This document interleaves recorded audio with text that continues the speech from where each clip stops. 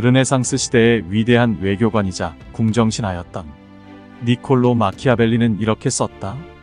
항상 선하게 살려는 사람은 선하지 않은 수많은 사람들 사이에서 파멸에 이를 수밖에 없다. 그러므로 권력을 지키고자 하는 군주는 선하지 않게 되는 법을 배워야 하며, 그렇게 배운 바를 필요에 따라서 이용하거나 이용하지 말아야 한다. 과거에는 권력 관계가 주로 궁정에서 이루어졌으며, 궁정신하는 세련된 품위의 정점으로 간주되었다. 그러나 그 화려한 표면 밑에서는 탐욕과 질투, 욕정, 증오 등 어두운 감정들이 부글부글 들끓었다. 오늘날에는 어떠한가? 오늘날도 마찬가지로 겉으로는 폭력보다는 평화롭게 살아야 한다고 역설하지만, 직장에서는 하루에도 수십 번 파워게임이 벌어지고 있으며, 친구들의 모임에서도 서로 간에 보이지 않는 권력이 존재한다. 그리고 사람들의 이유 없는 친절과 미움 뒤에도 권력 관계가 깔려 있다. 우리가 살고 있는 사회에서 인간관계를 권력의 관점에서 바라볼 때에야 비로소 세상의 모든 진실을 보다 명확하게 이해할 수 있다. 따라서 이 세상에서 권력은 피할 수 없는 진실이다. 흔히 권력을 가져야 한다고 하면 굉장한 거부감을 느낄 수 있다. 그러나 권력을 가지지 못한다면 남들에게 휘둘리는 인생을 살 수밖에 없다. 우리는 자신의 의지대로 살기 위해서라도 권력을 가져야 한다.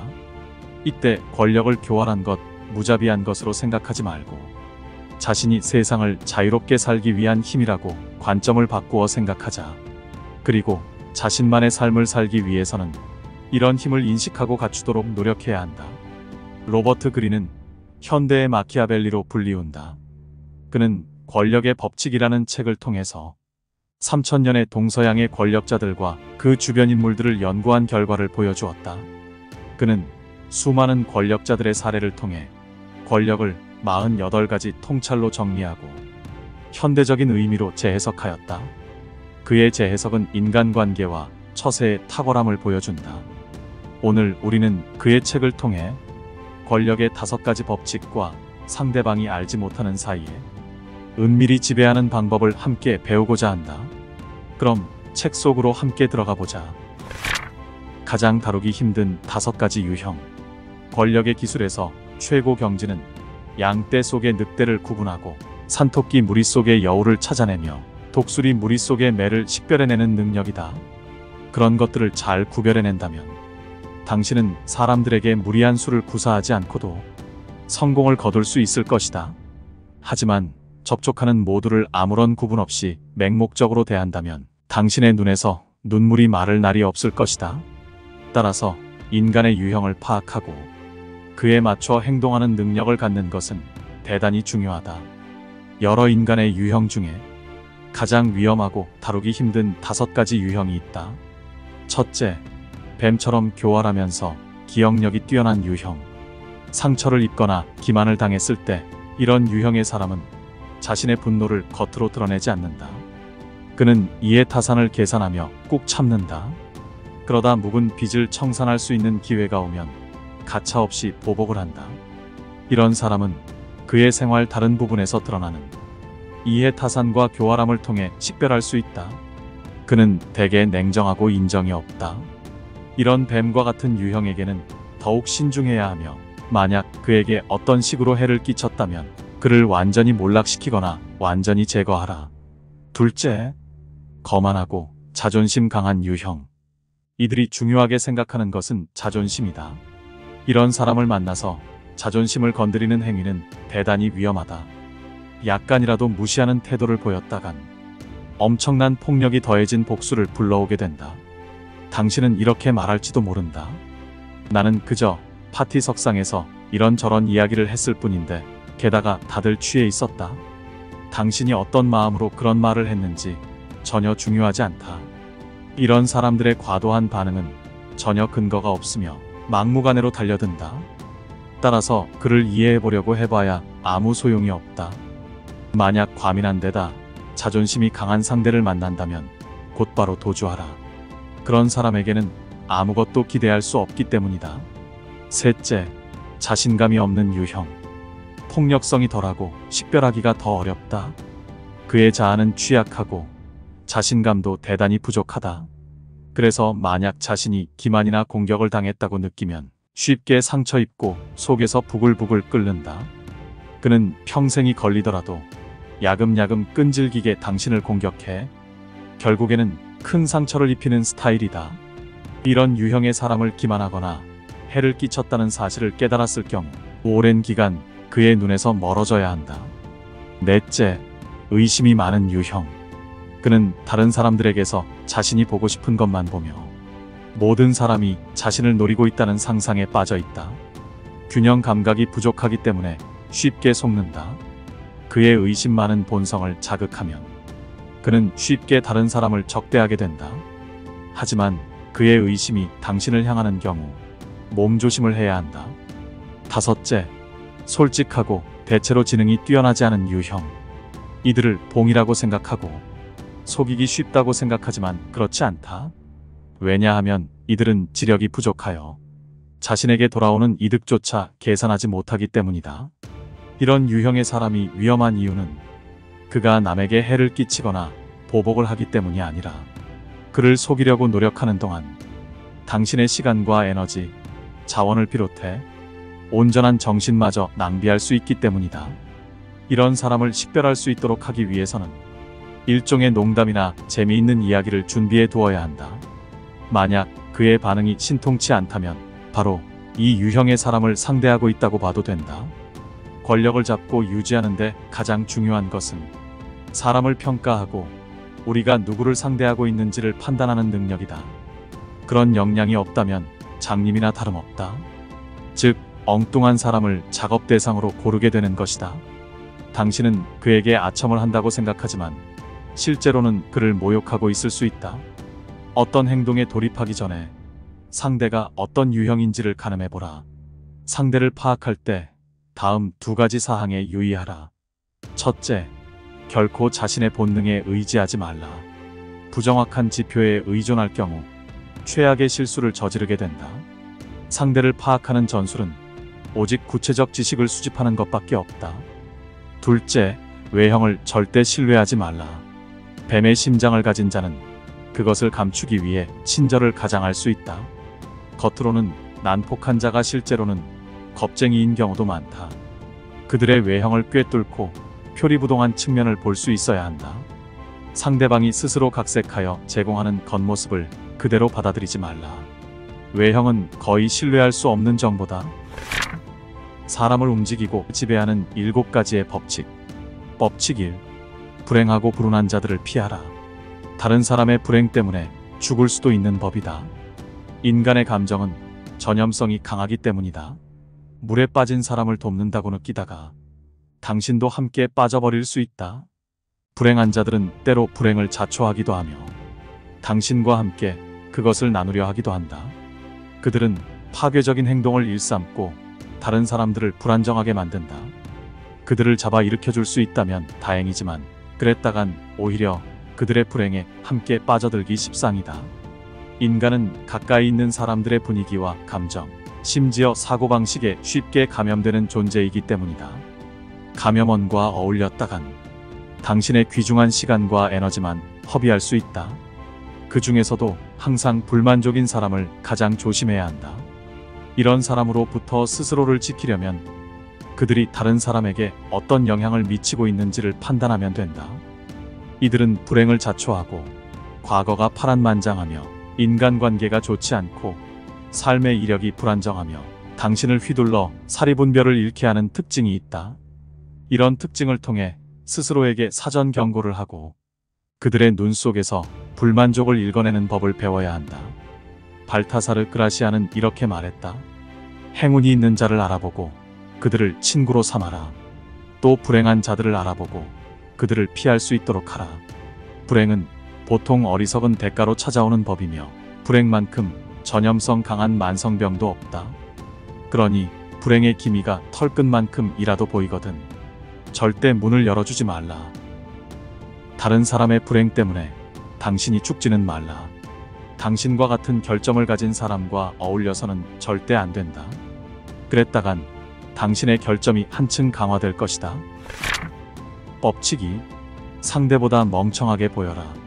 상대보다 더 멍청해 보이고 싶은 사람은 없다. 이를 역이용해 상대가 당신보다 더 똑똑하다고 느끼게 해주어라. 일단 당신이 자기보다 못하다는 확신이 서면 당신의 숨은 의도를 결코 의심하지 않을 것이다. 우리는 다른 사람이 자신보다 더 똑똑한 것을 못 견뎌 한다. 그런 감정을 다른 방식으로 정당화시켜 보려고 애쓰기도 한다.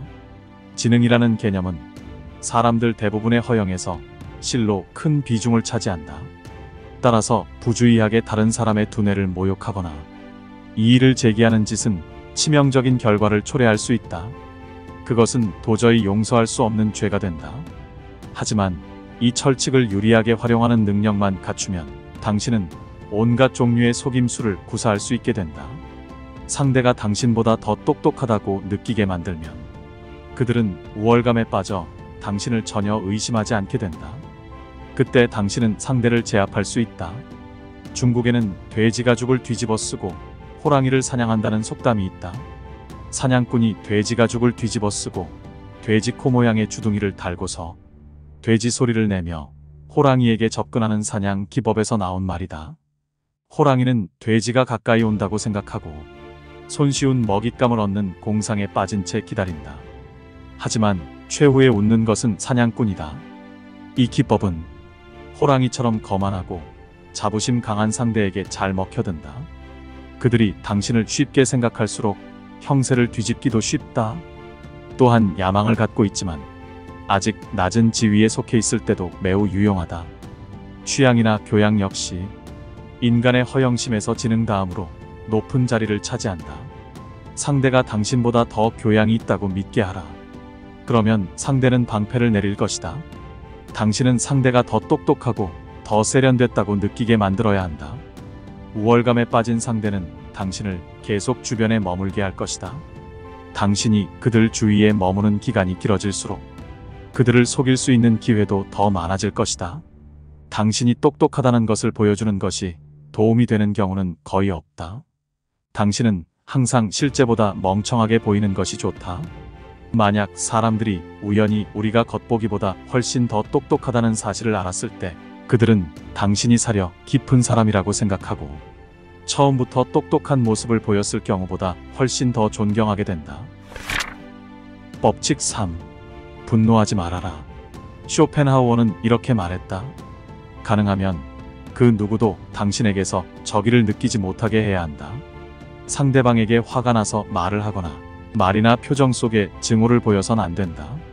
그것은 위험하고 어리석은 일이며 우스꽝스럽고 천해 보인다. 행동 이외에는 그 어디에도 분노나 증오를 드러내지 말라. 감정은 행동에서 드러날 때만 효과적이다. 맹독을 품은 건 냉혈 동물뿐 아니던가. 분노와 감정 노출은 전략적으로 비생산적이다. 당신은 항상 침착함과 객관성을 유지해야 한다. 만약 적을 화나게 하면서 당신 자신은 침착할 수 있다면 당신은 결정적 이점을 확보하게 된다. 적의 평정을 흐트러뜨려라. 적의 자만 속에서 맹점을 찾아 휘저어 놓아라. 그러면 당신이 적을 조종할 수 있게 된다. 노발대발한다고 사람들이 겁먹거나 충성심을 갖지는 않는다. 당신의 권력에 의구심과 불안감만 가지게 될 뿐이다. 그런 식의 감정 폭발은 당신의 약점을 드러내 당신의 몰락을 재촉하는 경우가 많다. 화를 내는 사람들은 결국 어처구니 없는 모습을 연출하게 마련이다. 이들은 상황을 너무 심각하게 받아들여 자신에게 가해진 상처나 모욕을 과장한다. 가장 터무니없는 오해는 화를 폭발시키는 것이 곧 권력이라 믿는 것이다. 사나운 행동은 권력이 아니라 무기력하다는 표시다. 만일 어떤 사람이 당신을 향해 화를 터뜨리면 그 화는 온전히 당신만 향하고 있는 게 아님을 알아야 한다. 그 화의 원인은 오랫동안 쌓인 수십 가지 상처가 원인이다. 따라서 화를 개인적인 원한으로도 보지 말고 신경 쓸 가치도 없다. 분노를 터뜨리면 선택지만 줄어들 뿐이고 권력자는 선택지 없이는 강성해질 수 없다. 문제에 감정적으로 대응하지 않도록 스스로를 훈련시키고 나면 엄청난 권력을 손에 넣을 수 있는 위치에 서게 된다. 성급한 사람을 상대할 때 최선책은 아무 반응을 하지 않는 것이다. 자기는 이성을 잃고 있는데 상대방은 아무렇지 않게 냉정을 유지하고 있으면 바짝 약이 오른다. 상대방이 감정적 동요에 휘말려 이성을 잃으면 당신은 여러 번 승리를 거머쥘 수 있다. 상대방이 유치하게 구는 와중에 당신은 품위와 평정을 잃지 않는 것도 그런 승리의 순간 중 하나다. 손자는 말한다. 적이 화를 잘 낸다면 그를 자극하라. 적이 자만심에 차 있다면 그의 자만심이 고개를 들게 만들어라. 적을 움직이는 데 능한 자는 적이 행동에 나설 만한 상황을 만든다. 법칙 4. 자비나 의리가 아니라 이익에 호소하라. 17세기 프랑스 작가인 장 드 라브리에르는 이렇게 말했다. 출세에 성공하는 가장 바르고 좋은 방법은 사람들로 하여금 당신의 이익을 돕는 그들에게도 이익이 된다는 것을 분명히 알려주는 것이다. 협력자에게 도움을 요청할 때는 과거에 당신이 베풀었던 배려나 도움 따위를 상기시키지 말라. 그러면 상대는 당신의 요청을 회피할 방법을 찾게 된다. 대신 당신을 도와주면 상대에게 생기는 이익을 밝히고 과도할 정도로 강조하라. 그래야 상대의 열정적인 반응을 이끌어낼 수 있다. 권력을 추구하다 보면 더 큰 힘을 가진 사람에게 도움을 청해야 하는 경우가 반드시 생긴다. 도움을 청하는 데에도 기술이 필요하다. 대부분의 사람들은 상대방이 아무런 사심 없이 자신을 도와줄 것이라고 생각한다. 자신의 욕구를 상대방도 중요하게 여겨줄 것처럼 생각한다. 그러나 절대 그럴 리가 없다. 또 사람들은 훌륭한 대에 사랑이나 은혜 같은 고결한 감정을 들먹인다. 하지만 가장 호소력을 갖는 것은 현실적인 이익이다. 가장 큰 권력을 가진 사람조차도 자신의 욕구와 니즈를 중요시하기 때문에 그의 이익에 호소하지 않으면 그는 당신과 이야기하는 것을 그저 시간 낭비로 여길 것이다. 이익은 사람들을 움직이는 지뢰와 같다. 당신이 상대의 욕구를 충족시켜주거나 상대의 목표 달성에 기여할 수 있음을 보여주면 상대는 도와달라는 당신의 요청을 뿌리칠 수 없다. 권력을 손에 넣기 위해서는 상대의 입장을 생각해보고 그의 니즈와 이익을 파악하고 진실을 흐릿하게 가리는 감정이라는 장막을 없애는 법을 익혀야 한다. 이 기술을 배우면 목표하는 바를 모두 이룰 수 있다. 어떤 사람들은 이익을 강조하며 접근하는 것을 추하고 창피한 일이라고 생각한다. 그런 사람들은 자선, 자비, 정의 등을 실천할 수 있는 것을 더 좋아한다. 그들은 그러한 것을 베풀므로써 당신보다 우월감을 느낀다. 그들에게 도움을 청할 때는 그들의 힘과 지위를 강조하고 치켜 세워주어라. 그들이 원하는 것은 당신에게 우월감을 느끼는 기회다. 이는 그들을 취하게 만드는 술과 같다. 우월감을 충족시켜주면 그들은 기꺼이 당신의 계획에 재정적인 지원을 해주고 당신에게 힘있는 다른 사람을 소개시켜줄 것이다. 단 이 모든 것을 많은 사람들이 목격하게 하고 훌륭한 대의를 위한 것임을 알게 하라.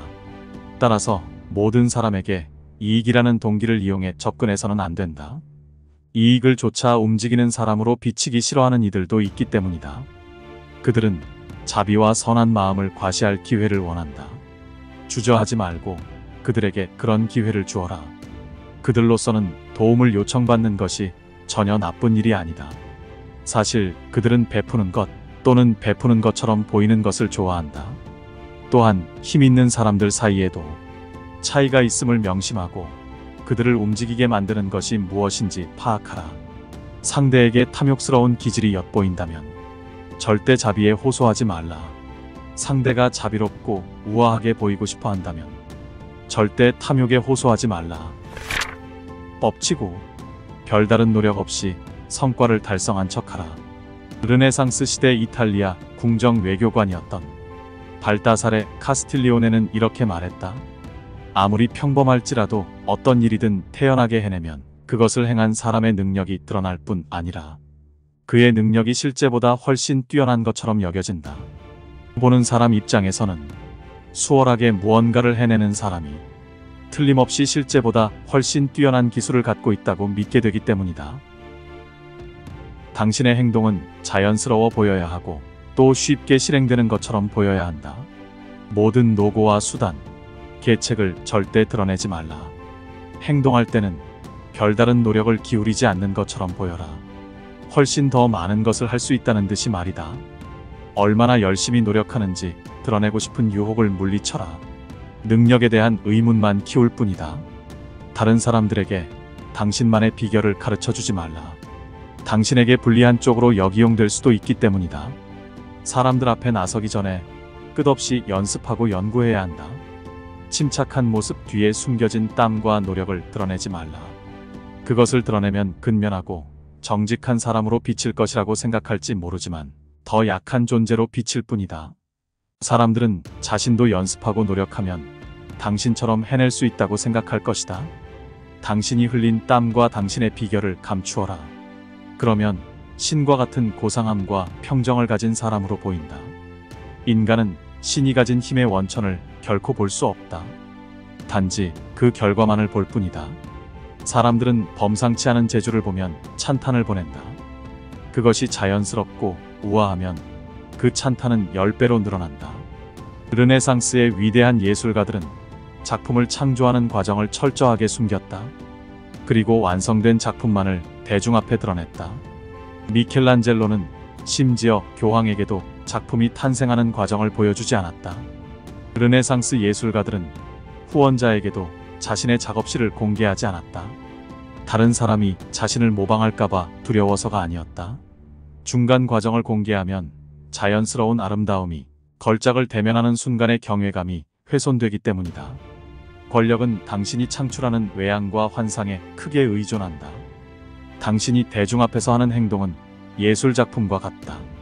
시각적 호소력이 있어야 하고 기대감을 조성해야 하며 때로는 대중을 즐겁게 해야 한다. 겉으로 보여주는 결과물의 내부 원리를 드러내면 당신도 그저 평범한 사람이 되고 만다. 이해할 수 있는 것은 경외의 대상이 되지 못한다. 사람들은 돈과 시간만 있으면 나도 얼마든지 할 수 있다고 생각하게 된다. 영리함이 작동하는 원리를 감추어라. 나폴레옹을 도와 그의 정권 획득 권력을 가졌던 탈레랑은 열심히 노력하는 것을 늘 피하고 대신 다른 이들을 시켰다. 다른 사람들을 시켜 조사하고 상황을 치밀하게 분석했다. 이처럼 다른 사람들이 가져온 정보를 마음대로 활용하는 동시에 자신은 전혀 애쓰지 않은 채 했다. 어떤 사건이 일어날 것 같다는 정보를 첩자가 전해오면 탈레랑은 사람들과 대화할 때 그 사건이 곧 발생할 것 같은 직감을 느낀 듯이 이야기했다. 사람들은 그가 천리안을 가졌다고 믿었다. 탈레랑은 정부 고관들 뿐만 아니라 나폴레옹에게도 엄청난 힘을 가진 인물이라는 인상을 주었다. 우리는 우리가 해낸 것을 세상이 알아주길 바란다. 하지만 자랑하고 떠벌리고 싶은 욕망을 통제하라. 그것은 당신이 생각한 것과 정반대의 효과를 낸다. 당신의 행동이 신비감에 둘러싸일수록 당신의 힘은 더 막강해진다. 그 일을 해낼 수 있는 유일한 사람처럼 보여라. 아무도 지니지 못한 재능을 지닌 것처럼 보이면 엄청난 힘이 생긴다. 마지막으로 우아하고 수월하게 일을 해낸 것처럼 비치면 사람들은 당신이 조금만 더 노력하면 엄청난 일을 해낼 거라고 믿는다. 더 나아가 당신을 두려워하게 된다. 다만 당신의 행동을 비밀스러운 장막으로 가리되 약간은 편하고 가벼운 분위기를 가미해야 한다. 감추려는 노력이 너무 강렬하면 불쾌한 느낌이나 편집증적인 인상을 줄 수도 있다. 그러니 너무 진지하게만 게임에 임하지 말라. 권력을 얻기 위해서는 적을 파악하는 건 못지않게 내 편을 만드는 것도 중요하다. 아무리 운과 실력을 갖추었더라도 혼자서는 높은 정상에 오를 수 없다. 정상에 오르기 위해서는 많은 동료와 협력자가 있어야 한다. 레이 라운즈는 커뮤니케이션의 전문가로 미국 500대 기업을 대상으로 활발한 활동을 하고 있으며 그는 사람을 얻는 기술을 통해서 동료와 협력자를 얻는 80가지의 기술을 말하고 있다. 그의 책 속에 나오는 방법 중에서 꼭 익혀두어야 할 필요가 있다고 생각되는 7가지 방법을 알아보자. 사람을 얻는 7가지 기술. 첫째, 귀신처럼 행동하라. 인간관계에 뛰어난 사람들은 상대가 무심코 나타내는 어떤 사소한 흔적 속에서도 풍요한 화제거리를 찾아내고 만다. 인간관계를 풍요하게 만드는 아이디어는 뜬금없는 곳에서 나오는 게 아니다. 그 사람의 모든 말과 행동에서 단서를 찾아라. 사람을 얻는 자들은 대부분 수다쟁이가 아니다. 그들은 사람들의 말문을 터주고 적절히 그 물길의 방향을 터주는 경청의 달인이다. 절로 감탄을 자아내는 사람은 무엇이 다른가? 그들은 모두 아주 미세하게 변화하는 상대의 표정과 몸짓 등을 탁월하게 읽어내는 감각을 갖췄다는 것이다. 어떤 상대가 말 못할 고민을 하고 있음이 감지되면 먼저 다가가 도와주거나 상대가 전혀 모르게 그 고민을 해결해 주어라.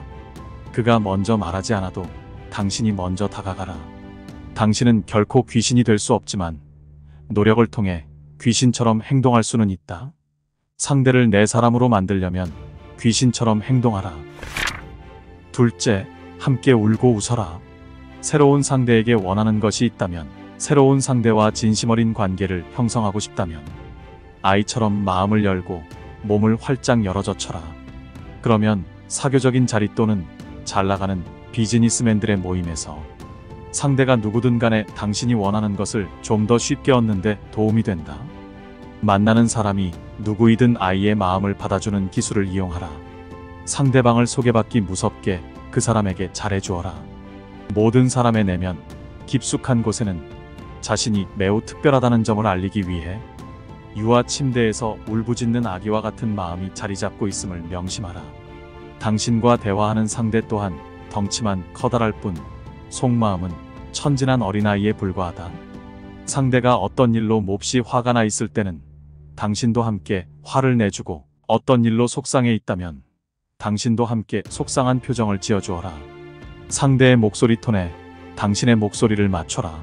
상대에게 매력적인 사람으로 비치고 싶다면 무엇보다 상대와 함께 울고 웃어라. 셋째, 어떻게 배려할지를 생각하라. 예일 대학 연구원들의 발표에 따르면 눈맞춤을 잘하는 사람은 상대에게 지적이고 추상적인 사고를 잘하는 사람이라는 인상을 심어준다. 눈을 마주치면 마주칠수록 그만큼 긍정적인 감정을 가져온다.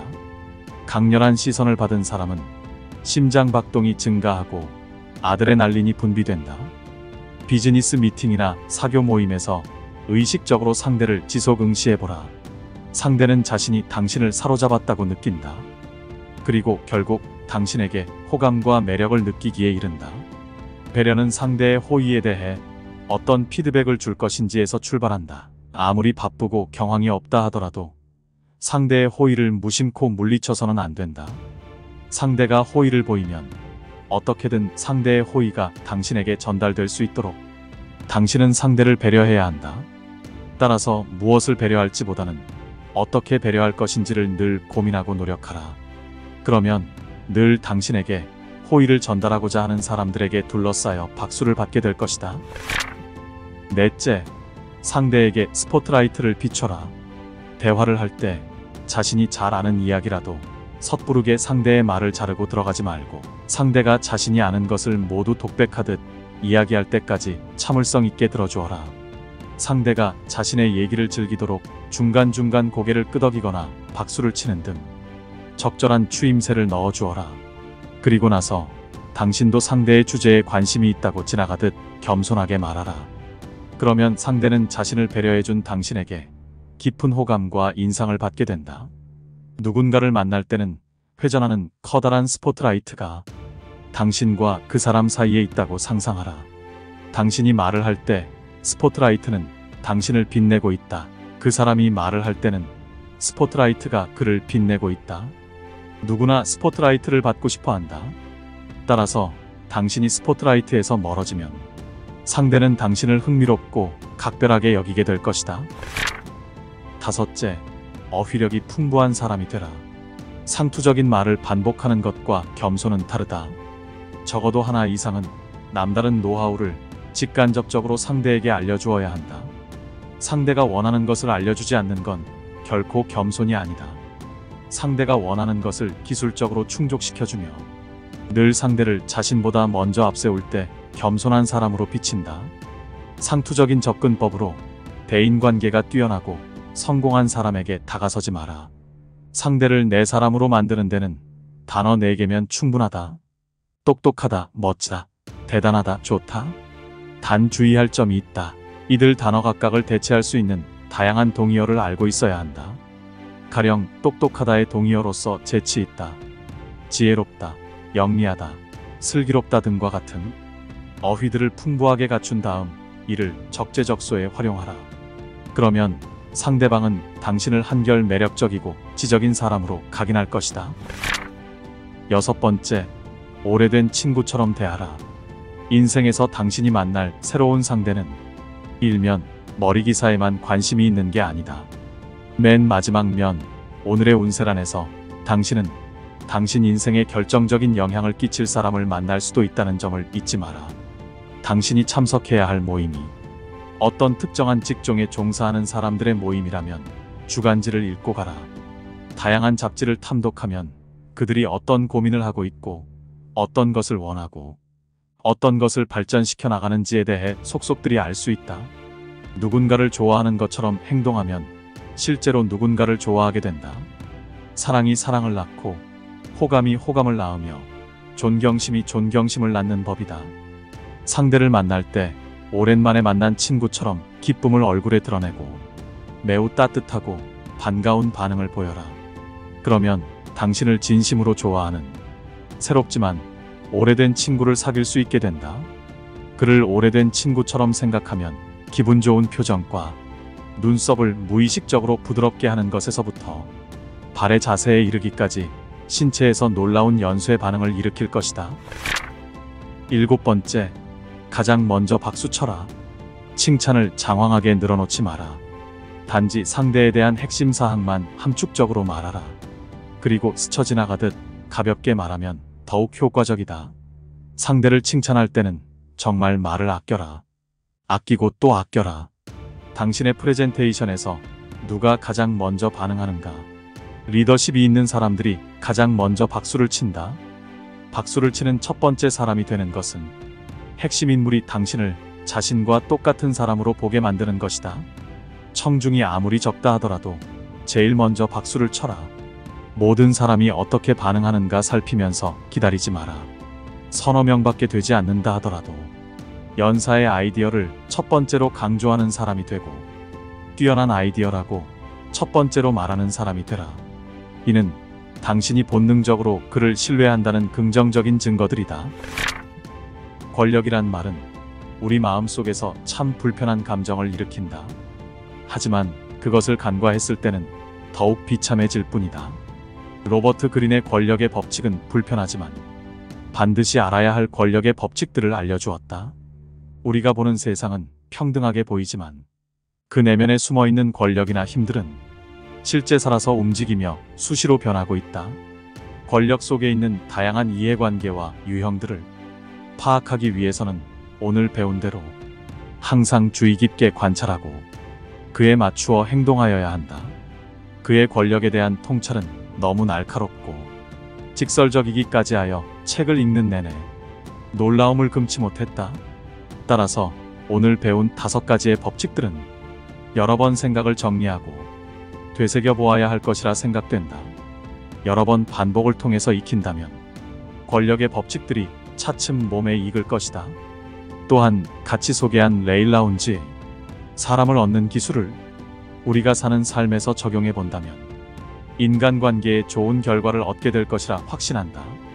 어떤 책이든 그 책의 가치는 그것을 통해서 통찰과 행동이 일어날 때만이 빛나게 된다.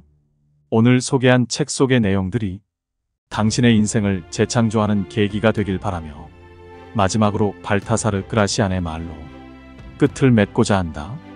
모든 사람들 앞에서 그 어떤 존재든 되는 방법을 익혀라. 상대의 기질을 눈여겨보고 그것에 맞게 당신을 변화시켜라. 상대를 봐가며 진지해지기도 쾌활해지기도 해라. 용이 주도하게 당신의 분위기를 바꿔라.